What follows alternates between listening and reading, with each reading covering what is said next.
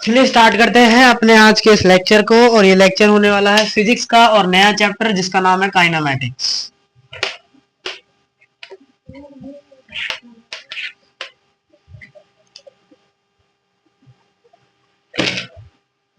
सो kinematics में हम यहाँ पे पढ़ने वाले हैं अपने बहुत सारी चीजों को।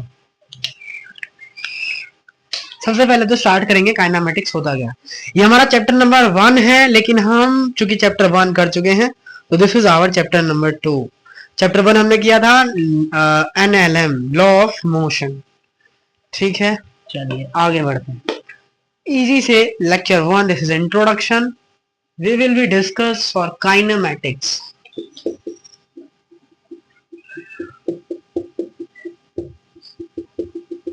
काइनेमैटिक्स इसमें हम पढ़ेंगे मोशन के बारे में। नहीं, मोशन के बारे में तो एनएलएम में जान लिया, इसमें हम मोशन कैसे होता है उसके बारे में जानेंगे। इसका मतलब what is speed, what is distance, what is displacement, what is 1D, what is 2D, what is 3D, what is circular. तो ये सारे जितने भी मोशन हैं वो सबको हम जिसके में भी पढ़ने वाले हैं वो है काइनेमैटिक्स। काइनेमैटिक्स। तो सबसे पहले स्टार्टिंग करते हैं काइनेमैटिक्स की विथ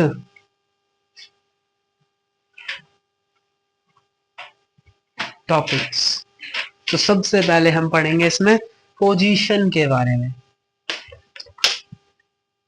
पहली बात, कब रेस्ट होता है, कब मोशन होता है।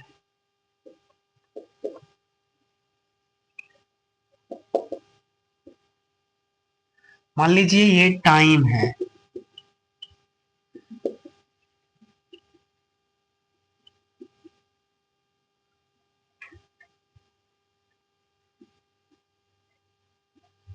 ये गाड़ी t बराबर 0 पर भी वही है, t बराबर 1 सेकेंड पे भी वही है, t बराबर 2 सेकेंड पे भी वही है, इससे आगे न नीचे बढ़ी है। इसका मतलब इसने कोई भी मोशन नहीं किया है। इसका मतलब ये रेस्ट में है। वहीं ये आदमी है, t बराबर 0 पे यहां था, t बराबर 1 पर यहां पहुंच गया और t बराबर 2 पर यहां पहुंच गया। इसका मतलब इसने टाइम के अकॉर्डिंग अपनी पोजीशन को चेंज किया। दैट मीन्स ये मोशन में है और ये रेस्ट में है।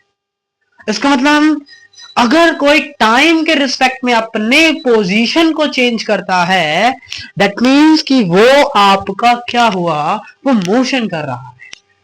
अगर टाइम के रिस्पेक्ट में अपने पोजीशन को चेंज नहीं कर रहा, दैट मीन्स वो रेस्ट में है। इसका मतलब अगर हमें रेस्ट पहचानना है, अगर हमें मोशन पहचानना है, अगर हमें रेस्ट पहचानना है, अगर हमें मोशन पहचानना है, तो हमें पोजीशन वेक्टर की जरूरत पड़ेगी। तो यहां से पता लग गया होगा व्हाट इज पोजीशन वेक्टर, जो उसके पोजीशन को बताए कि इसने टाइम को इतनी पोजीशन, इतने समय में इतनी पोजीशन, तो उसको हम क्या बोलते हैं, अपना पोजीशन वेक्टर बोलते हैं। तो पोजीशन वेक्टर क्या है, जो कि ये बताए कि कितने समय में वो कहां पर है, टाइम के अकॉर्डिंग अपनी पोजीशन को कैसे चेंज कर रहा है, वो हमारा पोजीशन वेक्टर होता है। पोजीशन वेक्टर क्या होता है, जो कि टाइम के रिस्पेक्ट में अपनी पोजीशन को चेंज करता है, वो हमारा पोजीशन वेक्टर होता है।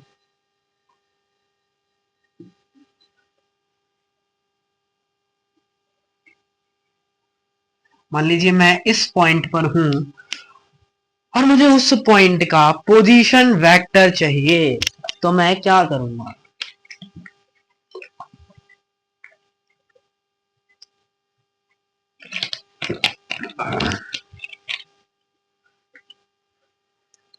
मान लीजिए मैंने इसका ये दे रखा है,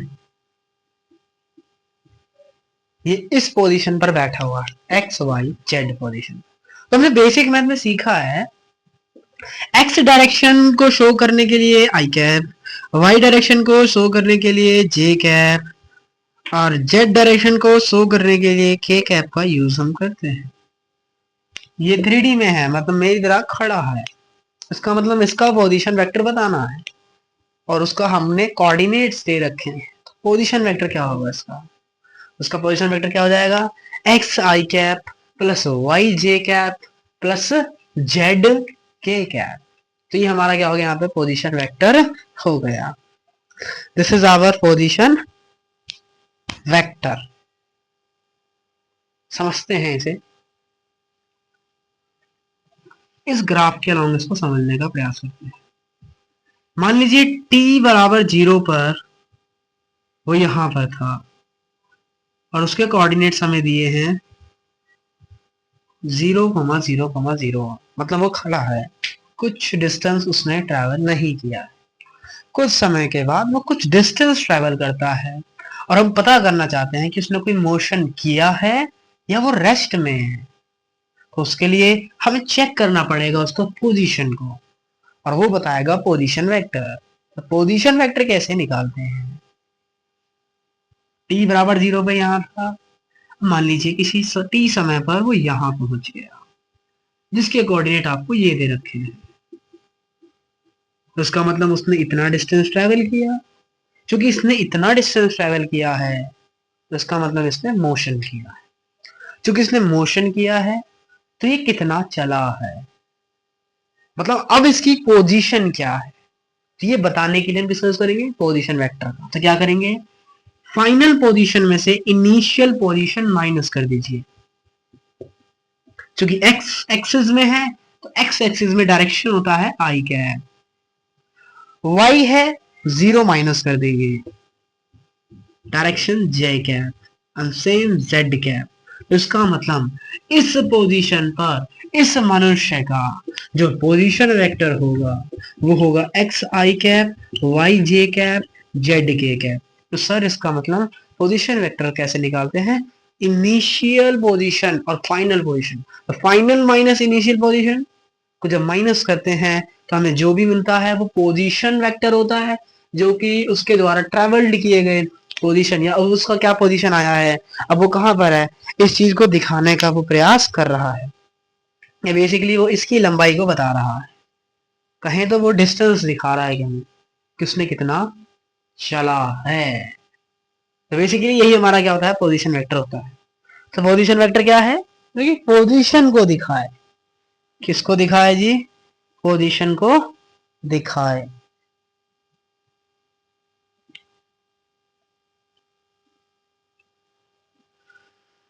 मान लीजिए अगर यहाँ कुछ और ऑर्डिनेट्स होते तो 0 की जगह वो ऑर्डिनेट चले जाते हैं और वो माइनस में हो जाते हैं। मान लीजिए x1 होता तो x माइनस x1 हो जाता, y1 होता तो y माइनस y1 हो जाता, z होता तो z माइनस z1 हो जाता।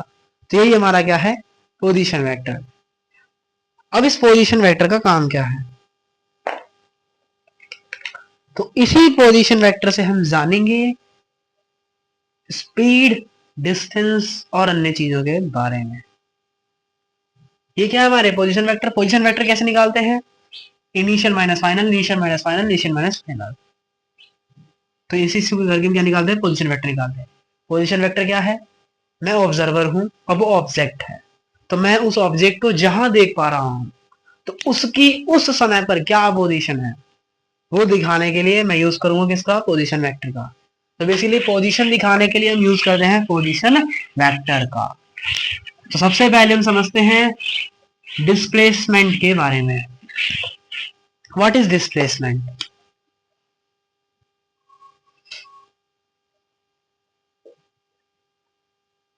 What is displacement. तो डिस्प्लेसमेंट क्या होता है, final position minus initial position, this is equals to displacement. याद रखेंगे, displacement it's a vector quantity. Displacement एक वेक्टर क्वांटिटी है, और वेक्टर क्या होता है, जिसकी डायरेक्शन और जिसका मैग्नीट्यूड हो, दैट्स वेक्टर क्वांटिटी। तो डिस्प्लेसमेंट क्या है? वेक्टर क्वांटिटी है। और डिस्प्लेसमेंट बराबर क्या होता है? Final position minus initial position. समझ नहीं आया? समझ लेते हैं। मान लीजिए मैं यहां था, t बराबर 0 पर मैंने जो डिस्टेंस ट्रेवल किया, या मेरा जो एक्स कोऑर्डिनेट था वो 4 मीटर था, और t बराबर t पर कुछ समय पर मेरा जो एक्स कोऑर्डिनेट है वो 5 मीटर है। मान लीजिए इसको 0 ही बोल, चलो 5, इसको 0 मीटर बोल लेते हैं। तो क्वेश्चन में पूछा है डिस्प्लेसमेंट क्या होगा। तो डिस्प्लेसमेंट क्या होता है? Shortest path. डिस्प्लेसमेंट क्या होता है? शॉर्टेस्ट, जो सबसे छोटा पाथ होगा उसी को ही हम क्या बोलते हैं? डिस्प्लेसमेंट। क्या बोलते हैं उसको हम? इसका मतलब फाइनल पोजीशन माइनस इनिशियल। अब मान लीजिए इसको हम क्या भी लिख सकते हैं? Integration of D R vector. अब हमने इंटीग्रेशन बेसिक मैथ में समझा है कि किसी का भी इंटीग्रेशन करते हैं, इसका इंटीग्रेशन लिया, मान लीजिए अगर खाली dx है और उसका अगर इंटीग्रेशन करते हैं तो जो यहां होता है वही आ जाएगा। मान लीजिए अगर यहां x dx है, अब क्या होगा? इसकी पावर 1 बढ़ जाएगी, इसकी पावर 1, और जो पावर ऊपर आएगी उसी से क्या कर देंगे। तो ये हमारे इंटीग्रेशन की कुछ नॉर्मल से रूल है। और इस dx का मतलब क्या होता है? मान लीजिए अगर इंटीग्रेशन dx है और यहां पे कुछ लिखा हुआ है, क्या? लिमिट दे दी। इनको क्या बोलते हैं? लिमिट। माना इसको नीचे वाली को लोअर लिमिट बोला जाता है और ऊपर वाले को अपर लिमिट बोला जाता है। तो अगर मैं इसका इंटीग्रेशन करता हूं तो इंटीग्रेशन ऑफ dx क्या आता है? x। क्योंकि इस पे लिमिट दिया है, क्या दिया है, तो इसलिए इसको हम ऐसे लिखेंगे। तब लिमिट का मतलब क्या होता है? Upper limit minus lower limit. अब क्या करना होगा? x की जगह इस लिमिट को हमें पुट करना होता है। तो अगर कभी भी लिमिट आ जाए इंटीग्रेशन में तो हम क्या करेंगे? सबसे पहले इसको इंटीग्रेट करेंगे। इंटीग्रेट करने के बाद जो भी फंक्शन का वैल्यू आएगा उस फंक्शन की वैल्यू में सबसे पहले अपर वैल्यू रखेंगे और फिर माइनस करके फंक्शन में जो भी फंक्शन आया है उसमें हम लोअर लिमिट रख देंगे। इसी को ही हम इंटीग्रेशन बोलते हैं, इस लिमिट्स का। बस इतना ही है, बाकी फॉर्मूला रिवाइज करेंगे तो इंटीग्रेशन भी इतना कुछ हार्ड नहीं। तो वही मैंने बताया, इसका मतलब डी आर वेक्टर को जब इंटीग्रेट करते हैं तो क्या आएगा? हमारा आर वेक्टर आएगा। अब ये माना आर वेक्टर है, अगर मैं यहाँ पे क्या दे दूं? लिमिट दे दूं। t बराबर 0 पर उसका कुछ ना कुछ इनिशियल पोजीशन होगा और t बराबर t पर उसका कुछ ना कुछ फाइनल पोजीशन होगा। इसका मतलब मैं इसका लिमिट लिख सकता हूँ आर वेक्टर का, आर फाइनल और आर इनिशियल। अब क्या करते हैं?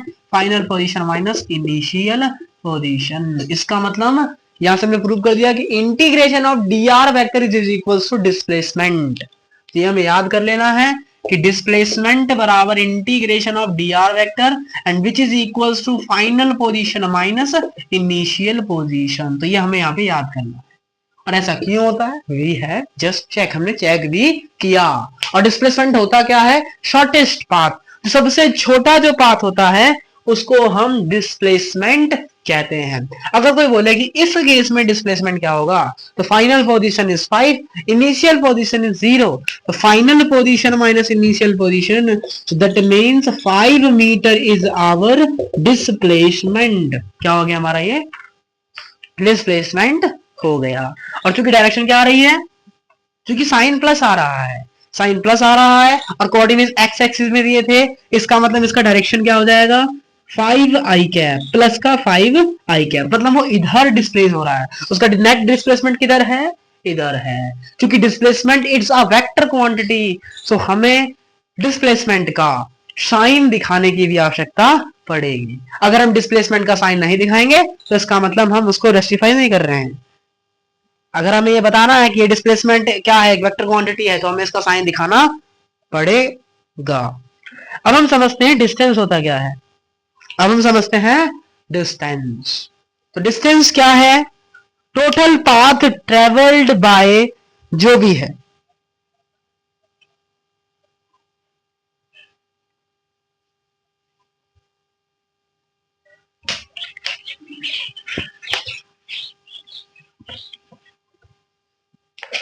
तो डिस्टेंस क्या होता है? डिस्टेंस क्या होता है? टोटल पाथ, जितना भी वो पूरा चलेगा उसको हम क्या बोलते हैं? डिस्टेंस बोलते हैं। और डिस्टेंस एक स्केलर क्वांटिटी है। स्केलर क्वांटिटी किन्हें बोलते हैं? जिनमें दिशा की आवश्यकता नहीं पड़ती। इसका मतलब डिस्टेंस कभी भी नेगेटिव नहीं होगा, ये भी याद करना है। डिस्टेंस कभी भी नेगेटिव, क्योंकि ये स्केलर क्वांटिटी, ये नेगेटिव भी हो सकता है और पॉजिटिव भी, ये जीरो भी हो सकता है और डिस्टेंस भी जीरो हो सकती है। फाइनल भी जीरो, इनिशियल भी जीरो, तो डिस्टेंस ऑब्वियसली जीरो। और डिस्टेंस कैसे आएगी? Initial position minus final position करके। या हम क्या लिख सकते हैं? Distance is equal to integration of D R. क्या इसमें और इसमें अंतर है? इंटीग्रेशन ऑफ डी आर और integration of D R vector, तो अंतर है। ये वेक्टर क्वांटिटी है और ये सिर्फ आर है। अगर किसी के ऊपर वेक्टर दिया है इसका मतलब वो वेक्टर क्वांटिटी है। अगर किसी के ऊपर वेक्टर नहीं दिया है इसका मतलब उसका हमें क्या दिया है? मैग्नीट्यूड दिया है, उसका हमें परिमाण दिया है। इसका मतलब वो अब सदिश है। ये दोनों में अंतर है। इंटीग्रेशन ऑफ डी आर का मतलब क्या है? कि अब वो सदिश है। और integration of D R vector का मतलब क्या है? कि वेक्टर का इंटीग्रेशन, ये स्केलर का इंटीग्रेशन है। इसको हम क्या भी लिख सकते हैं? Integration of D mod R vector ही है। तो याद रखना है कि R is equal to mod of R vector. किसी वेक्टर के आगे मॉड लग जाने का मतलब है कि ये उसका मैग्नीट्यूड होता है। कि ये भी अब क्या बन गया? Vector quantity. ये भी अब क्या बन गया है? ये भी हमारा क्या बन गया? Vector quantity. इसका मतलब डिस्टेंस क्या होता है? टोटल पाथ जो कि वो ट्रेवल्ड कर रहा है, उन सभी का सम कर दीजिए, आपको क्या मिल जाएगा? डिस्टेंस मिल जाएगा। हम कह सकते हैं actual path length is our distance. Actual path length is our distance. अब एक क्वेश्चन करते हैं ताकि और इसको अच्छे से समझ सके। क्वेश्चन क्या करना है? ग्राफ समझ लेते हैं। ये हमारा ग्राफ है, ये हमारा ए से बी जा रहा है। क्वेश्चन में पूछा है टोटल पाथ क्या होगा, डिस्टेंस पूछा है। तो डिस्टेंस के लिए क्या करेंगे? यहां से लेकर यहां तक पूरा जोड़ना पड़ेगा, तो ये पूरा क्या होगा? हमारा डिस्टेंस। लेकिन अगर वो बोलता है डिस्प्लेसमेंट बताइए, तो डिस्प्लेसमेंट क्या होगा? जो शॉर्टेस्ट पाथ होगा, इसका और इसका क्या होगा? जो तो एक पाथ तो ये रहा, शॉर्टेस्ट पाथ क्या है? डायरेक्ट चले जाओ। तो ये वाला जो पाथ है छोटा वाला, ये हमारा डिस्टेंस हो और डिस्प्लेसमेंट होगा। और ये जो बड़ा वाला पाथ है हमारा, ये हमारा डिस्टेंस होगा। तो हमें याद रखना है displacement is our shortest path and distance is actual path length which travelled by object और जो भी है। इस तरीके से हमने डिस्प्लेसमेंट और यहां से चीजों को समझ लिया। अब आइए एक आध क्वेश्चन करते हैं। पहला question, find displacement and distance travel in path AB, ACB and ADB.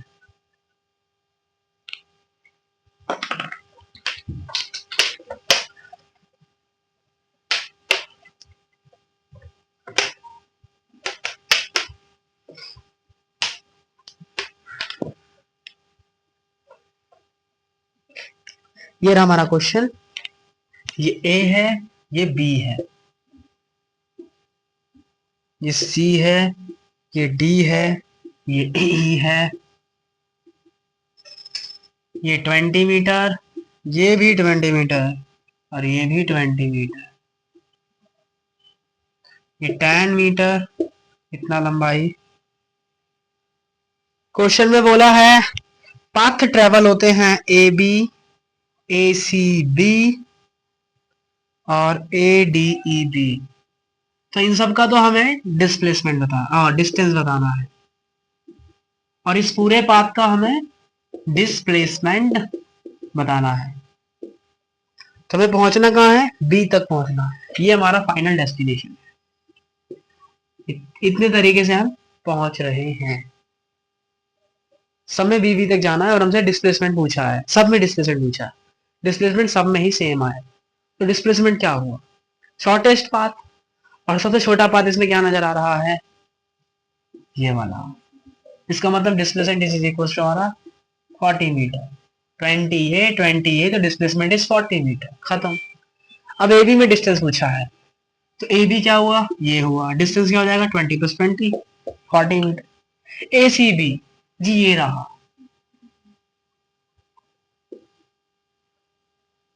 ये 20 है, ये भी 20 है और ये भी 20 है, तो इसका मतलब ये एक सर्कल है, फिर सर्कल में ही रेडियस आपस में बराबर होती है, इसका मतलब ये हाफ सर्कल है। और हमें ये वाला पाथ चाहिए, तो कैसे निकालेंगे? अगर मैं पूरा सर्कल निकालूं और आपसे बोलूं कि ये इस पूरा डिस्टेंस क्या आएगा, तो हम बोलते हैं सर्कल का distance is equal to circumference of circle. इसका मतलब जो इसकी परिधि होगी वही इसका डिस्टेंस होगा। परिधि क्या होगी इसकी 2πr, मतलब यही क्या हो गया इसका डिस्टेंस। अगर हाफ सर्कल है तो डिस्टेंस हमारा हो जाएगा 2πr/2। इसका मतलब डिस्टेंस कितनी हो जाएगी पाई आर। तो पाथ ए बी में वो कितना डिस्टेंस चलेगा, पाथ ए से बी में कितना डिस्टेंस चलेगा, ए पाई आर, कितना चलेगा पाई आर, और आर का वैल्यू हमें कितना दिया है 20, तो यहां से अपना आंसर कितना आ गया 20 पाई। नेक्स्ट क्वेश्चन है ए डी ई बी का पाथ बताइए। तो ए डी का लेंथ कितना है 10, डी ई का लेंथ कितना है और बी ई का लेंथ कितना है, ये 10 वही सेम लेंथ है, ये भी 10, सबको प्लस कर देंगे। 10 ए से चालू हुआ है, ए से डी 10 मीटर, डी से ई 40 मीटर, ई से बी 10 मीटर, सबको प्लस करते हैं। 10 40 50 50 10 60, इसका मतलब ए डी ई बी में वो कितना डिस्टेंस ट्रैवल करेगा 60 मीटर ट्रैवल करेगा। तो ये हमारे यहाँ पे हमने क्वेश्चन और इजीली हमने समझ लिया कि कैसे डिस्प्लेसमेंट और डिस्टेंस के क्वेश्चन हमें सॉल्व करने हैं। एक क्वेश्चन और करते हैं इजी इजी फटाफट।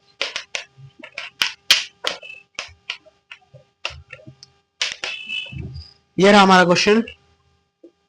ये कोई घर है जिसका लेंथ है 20 मीटर, ये 40 मीटर और ये है जी 30 मीटर, ये है आदमी। क्वेश्चन हमसे पूछा है डिस्टेंस बताइए और डिस्प्लेसमेंट बताइए। अब ये डिस्टेंस सबसे सिंपल हुआ, यहां से हमें यहां जाना है, टॉप फ्लोर पर जाना है, साइड डिस्टेंस को प्लस कर दो 30 40 और 20, तो अपना आंसर आ गया 90 मीटर। लेकिन जो मेन फंडा है वो है डिस्प्लेसमेंट निकालने वाला, तो डिस्प्लेसमेंट निकालते हैं। तो डिस्प्लेसमेंट निकालने के लिए हमेशा हम क्या निकालेंगे, पोजीशन वेक्टर। ऐसे केस में पोजीशन वेक्टर निकाल लेंगे। तो इनिशियल पोजीशन हमने क्या मान ली 0,0,0। तो अब ये कौन सी डायरेक्शन होती है, एक्स डायरेक्शन। ये कौन सी डायरेक्शन होती है, वाई डायरेक्शन। और ये कौन सी डायरेक्शन होती है, जेड डायरेक्शन। तो बस अब आ गया, एक्स कितना है 40 30, वाई है और जेड है, और इनिशियली क्या है 0 0 0। तो पोजीशन वेक्टर क्या आ जाएगा, या R final minus R initial करते हैं। तो आर फाइनल क्या है 30 I cap 20 J cap 40 J cap K cap, और आर इनिशियल क्या है 0 आई कैप 0 जे कैप और 0 के कैप। तो क्या करते हैं आर फाइनल माइनस, तो इसका मतलब आर फाइनल क्या लिखेंगे 30 आई कैप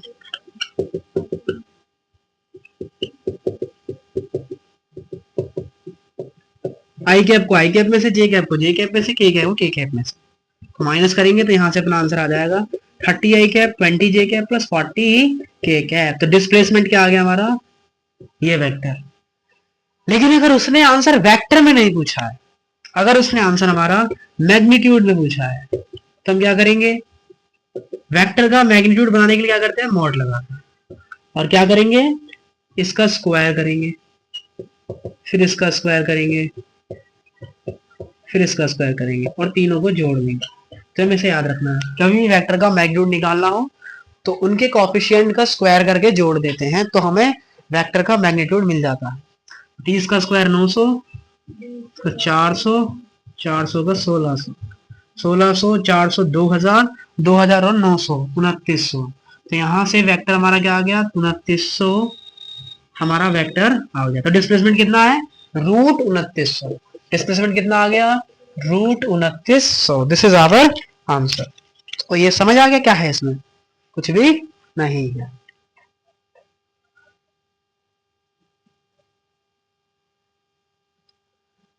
तो यहां से हमने डिस्टेंस और डिस्प्लेसमेंट की चीजों को समझ लिया। कुछ इंपॉर्टेंट बातें हैं जो कि हम ध्यान में रख सकते हैं। क्या? डिस्टेंस और डिस्प्लेसमेंट में अगर पूछा जाए कौन बड़ा होता है तो कौन बड़ा होता है? जी डिस्टेंस ही हमेशा बड़ा होता है। सिंपल सी बात है, क्योंकि डिस्प्लेसमेंट में शॉर्टेस्ट पाथ लेते हैं और डिस्टेंस में एक्चुअल पाथ लेंथ लेते हैं।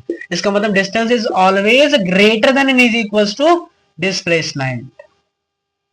बस याद रखना है। और मैंने बता दिया था, क्या बता दिया था कि भैया जो डिस्टेंस होता है वो नेगेटिव नहीं हो सकता, बाकी डिस्प्लेसमेंट नेगेटिव पॉजिटिव जीरो कुछ भी हो जाएगा। डिस्टेंस भी जीरो हो सकता है लेकिन कभी भी नेगेटिव नहीं होगा। तो हमने डिस्टेंस पढ़ लिया, हमने डिस्प्लेसमेंट पढ़ लिया। अब हम पढ़ते हैं वेलोसिटी के बारे में। What is velocity? तो वेलोसिटी क्या होता है? ds by dt। क्या होता है वेलोसिटी? वेलोसिटी अलग है, स्पीड अलग है। वेलोसिटी के लिए हमें डायरेक्शन का जरूरत पड़ेगा। That mean velocity is a vector quantity. और वेलोसिटी बराबर क्या होता है? डिस्प्लेसमेंट अपॉन में टाइम। तो हमें याद रखना है velocity is equals to displacement upon में टाइम।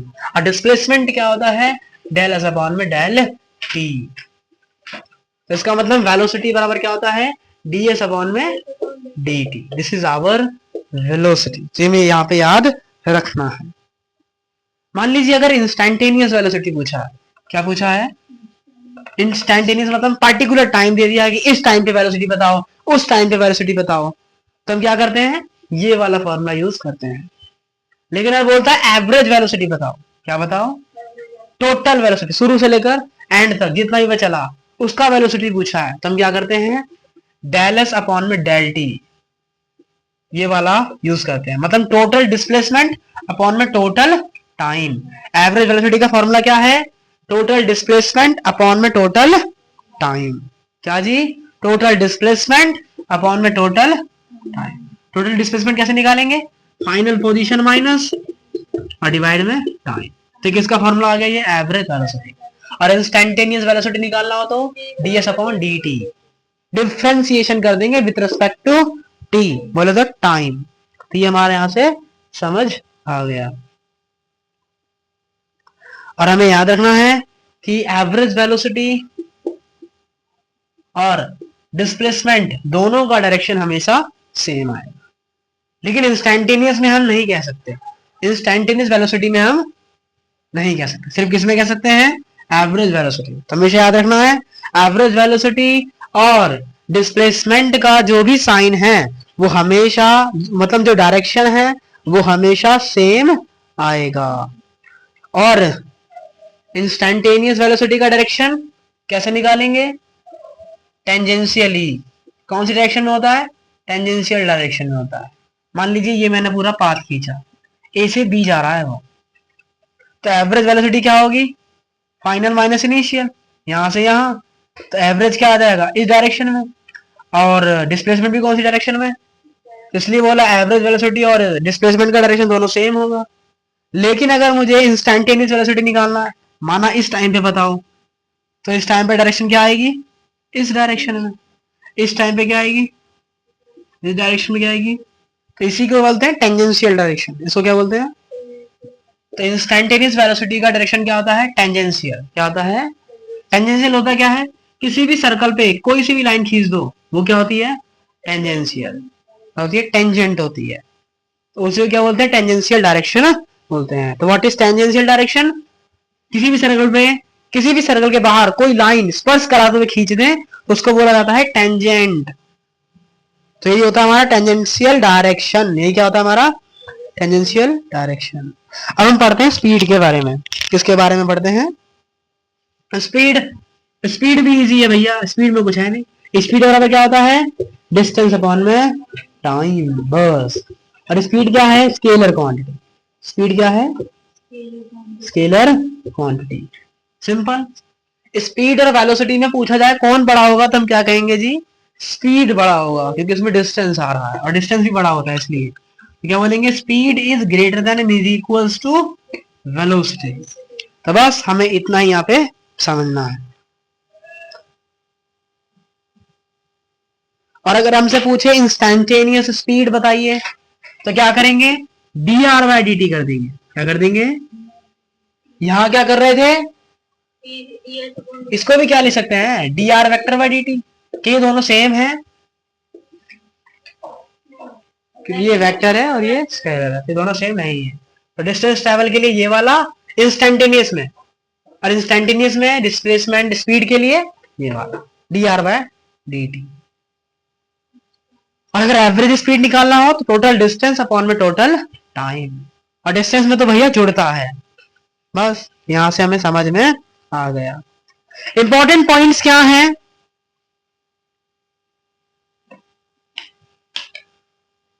कि भैया speed is greater than and is equals to velocity.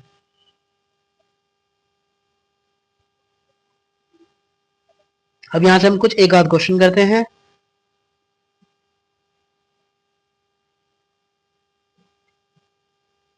और फिर कुछ क्वेश्चन होमवर्क बनेंगे। तो ये हमारा कुछ क्वेश्चन है। बाकी एक चीज और यहां से समझ लेते हैं इजीली, ताकि कोई डाउट ना रहे। मान लीजिए अगर ऐसे लिखा है तो ये हमारा क्या हुआ, वेलोसिटी। अगर ऐसे लिखा है तो ये क्या होता है, इसका मैग्नीट्यूड। इसका मतलब इसका भी, ये सिर्फ मैग्नीट्यूड है, ये सिर्फ v है। अगर ये लिखा है तो ये क्या है, मैंने क्या बताया, r वेक्टर तो वेक्टर हुआ, अगर ये मोड लगा दिया तो वो क्या बन जाएगा, r। इसका मतलब ये क्या हो गया, और D R by D T क्या होता है, स्पीड। तो ये क्या है, स्पीड है। क्या है ये,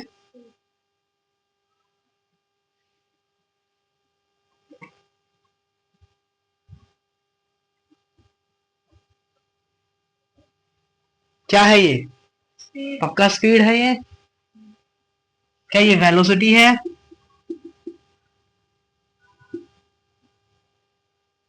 क्या ये डिस्प्लेसमेंट है, या एट एनी, क्या है इसका आंसर, या फिर बोथ।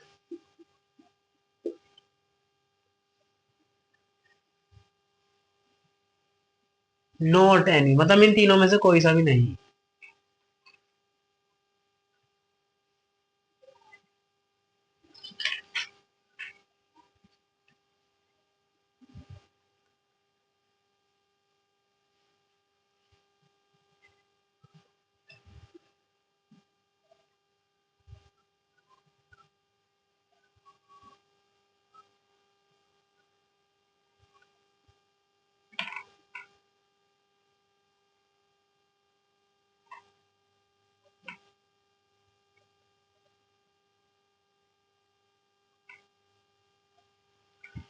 तो ये ना तो स्पीड है, ना तो वेलोसिटी, ना तो ये, क्यों, ये क्या होता है, डी आर बाय, तो ये स्पीड तो नहीं होता, क्योंकि स्पीड का फॉर्मूला क्या, total distance upon total time. Velocity का फॉर्मूला क्या होता है, आर वेक्टर अपॉन टाइम, और दोनों तो हो ही नहीं सकते। तो ये है क्या, ये है पोजीशन वेक्टर का differentiation with respect to time. तो ये क्या है, डिफरेंशिएशन है विद रिस्पेक्ट टू टाइम। तो ये D R by D T है। हमें तीनों चीज में फर्क समझना है। D R vector by D T ये होता है, मैग्नीट्यूड ये होता है, और ये क्या होता है, डी आर बाय, जो कि क्या है, रेट चेंज ऑफ सेपरेशन। क्या ये, या कह सकते हैं पोजीशन वेक्टर का टाइम के रिस्पेक्ट में डिफरेंशिएशन है ये। क्या ये, पोजीशन वेक्टर का टाइम के रिस्पेक्ट में डिफरेंशिएशन है। कौन है जी, D R by D T. ठीक है, अब हम कुछ क्वेश्चन करते हैं। पहला क्वेश्चन, ये समझ में आई, इंपॉर्टेंट बात है, ये तीन चीज में डिफरेंस कर सकते हैं। ये स्पीड भी नहीं है, वेलोसिटी भी नहीं है, ये कुछ भी, ये है क्या, रेट सेपरेशन है। किस रेट से वो अपनी पोजीशन को चेंज कर रहा है उसको बता रहा है। कौन, ये वाला फैक्टर। तो ना तो स्पीड है, ना वेलोसिटी है, ना कुछ है। आगे समझ। तो ये वाला क्वेश्चन करते हैं हम।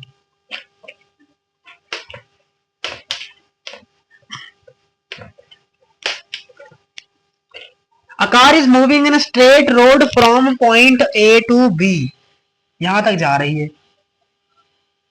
Average speed of car if car move with constant speed for v for first half distance.